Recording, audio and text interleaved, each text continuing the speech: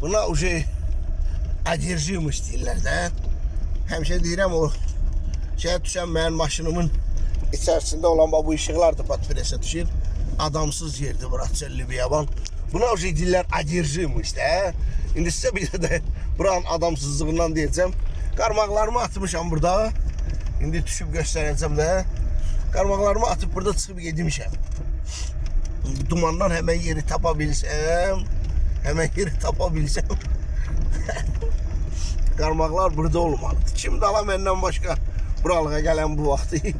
Heç gündüzün gün orta vaxtı bura gələn olmur. O ki qaldı gecənin bir vaxtı dumanda.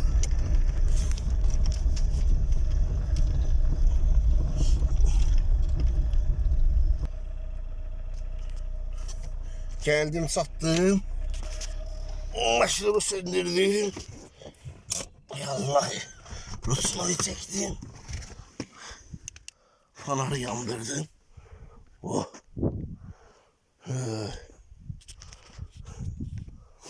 Görək qarmaqlar burada değil. Yoksa çaqqal canavar götürüb aparır. Birinci qarmaqdansa perimetre baxmaq lazımdır. Qarmaq 10-cu 20 dereceli bir şeydi. Burada da qarmaqlar burada değil. Oh. Gördünüz? İndi gidək arxa ilə. Gələk yaxlayaq inşallah. Yallahi.